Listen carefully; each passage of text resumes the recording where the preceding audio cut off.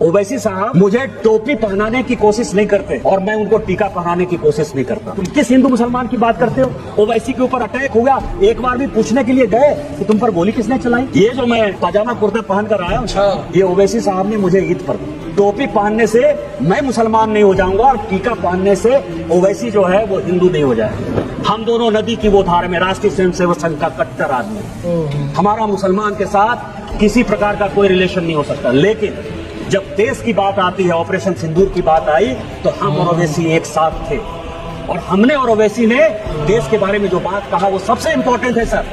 कि जब सऊदी अरब हम लोग पहुंचे और वहां का विदेश मंत्री जब हम लोगों को कहा कि आपको पाकिस्तान के साथ बात करनी चाहिए और ओवैसी जब उसको समझाने में नाकामयाब हो गए तो उन्होंने कहा कि निशिकांत जी आपको बोलना चाहिए।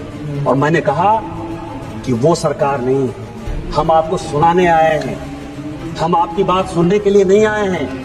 मनमोहन सिंह नहीं है हम कि 2008 में मुंबई बम ब्लास्ट हो गया और आपके कहने पर इसी सऊदी अरब के दबाव में, इसी अमेरिका के दबाव में, शर्म अल शेख में आपने जाकर समझौता कर लिया, एग्रीमेंट हो गया। पहली बार भारत सरकार ने कॉम्प्रोमाइज करते हुए ये बता दिया कि बलूचिस्तान में जो कुछ हो रहा है वो भारत सरकार का उसमें योगदान है। हम वो घटिया आदमी नहीं है। यदि हमारे आदमी को आपने मारा है तो हम मारेंगे। आपको पाकिस्तान को समझाना है तो समझाइए। हम और ओवैसी ने कहा, क्योंकि जब ये नदी चलती है सर, हम नदी की दो धार हैं, लेकिन नदी गंगा सागर में जब मिलती है, समुद्र में मिलती है, तो वही भारत में अनेकता में एकता होती है। हम भारतीय हैं पहले, और यही बात कहने के लिए हम और ओवैसी साथ गए थे। 2014 से लेकर 2026 तक, सुनने वाली बात है, 2014 से लेकर 2026 तक राहुल गांधी ने 260 विदेश यात्रा की है सर। एक दो नहीं, 260।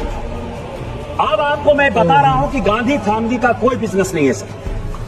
किताब की रॉयल्टी से जो पैसा आता होगा, इसके अलावा कोई बिजनेस नहीं है। ये 260 यात्रा किसने स्पॉन्सर की? Leader of the propaganda.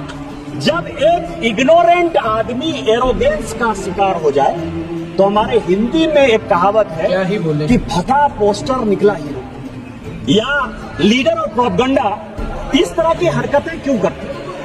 95 चुनाव हार चुके, 95 चुनाव हार चुके।